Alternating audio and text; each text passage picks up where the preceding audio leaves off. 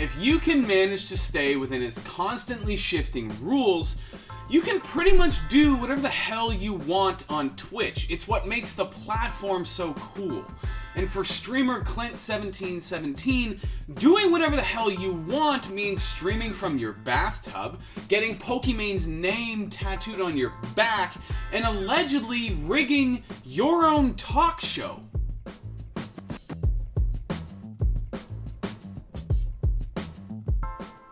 Guys, we are getting closer and closer every day to 2 million subscribers, so if you haven't yet, scroll down and subscribe to the channel. You'll help us get there even faster. And while you're at it, hit that notification bell so you never miss new content ever again. So on top of being a just chatting streamer, Clint1717, or just Clint, was once a producer for many of the talk shows that popular streamer Austin runs on his channel, the #1 spot for talk shows on Twitch. He basically booked guests and generally made sure that all of the chaos of running a 15-person Twitch show was organized. But when it comes to his personal stream, well, it's chaos. I'm a fucking animal. I'm unmatched. There's not another motherfucker on the internet. I'm gonna beat you next week. That can literally do anything like this.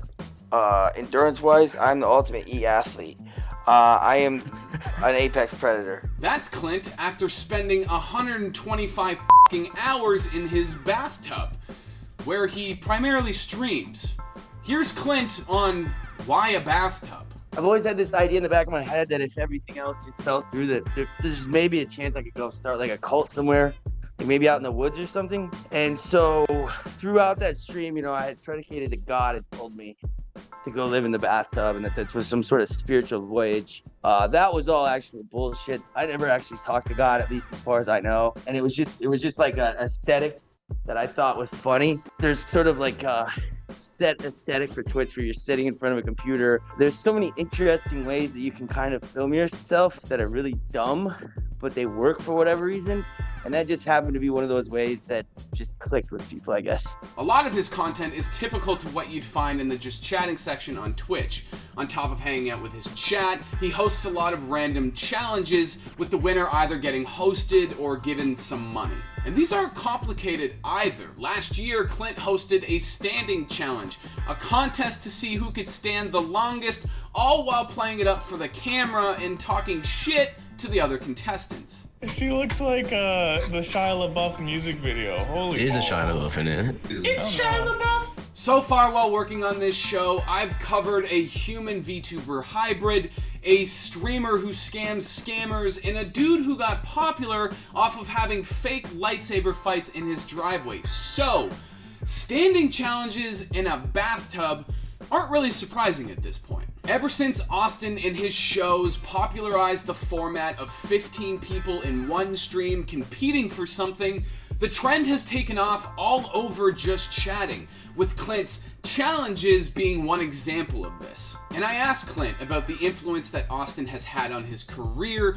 as well as the spike in viewership that he sees whenever he does these challenges. In a lot of ways, Austin is indirectly responsible for the majority of this sort of sub-community you see of just chatting. He and his original production team pretty much brought that to the platform in like a huge way. And the majority of the people that you see that trickle down and watch people like me are probably people that were introduced to the concept via Austin. He definitely just working behind the scenes with him. It was cool to see how like a big show like that was run. But recently, he made headlines for a different challenge, getting Pokimane's name and a bunch of other random shit tattooed on his lower back. Here's how it went down. Essentially, Clint created a spin to win board with the options being nothing, absolutely nothing, and get a tattoo. Now, donating different amounts would do different things. Donate $15 and Clint would spin a wheel with a 1 in 15 chance of landing on tattoos, which didn't happen much. But if you donated $75, those odds slimmed down to 1 in 3, which went as well as you can expect. Oh wait, no, oh fuck. You put it over the fucking Melanati? No, I put it on it. I told you I was putting it Oh on. shit. What? You know you have too much time on your hands when you're sitting in a bathtub, having random tattoos paid for by literal strangers. Actually, now that I said that out loud, sounds kinda sick.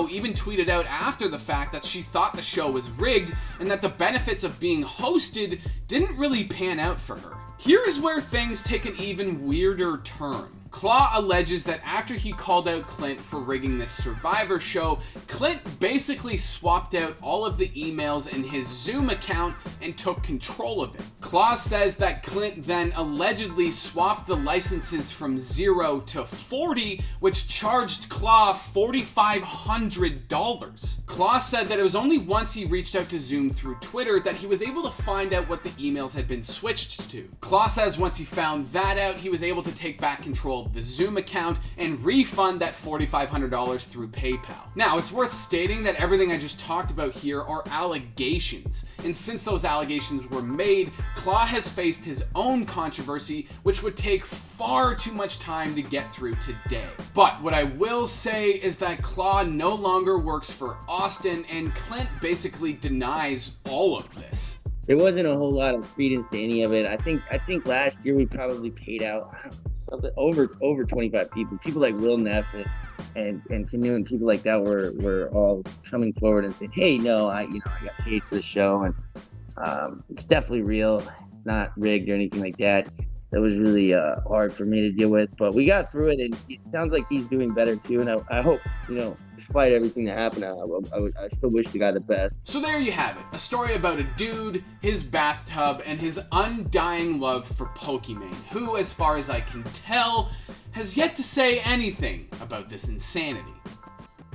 Hey everyone, it's your friendly neighborhood editor Colten here. Now you might be wondering, what are you doing here? Well, you might have noticed in that video that Devin's mic sounded just a little bit off. Now, of course, I could have just left it at making it sound as good as possible and not bother Devin anymore, but you all know I'm not going to f***ing do that. See, Devin's using a new microphone, and instead of speaking into the front of it, where his voice could be heard loud and clear by all of you, he decided to speak into the back. I leave the rest to you, comment section.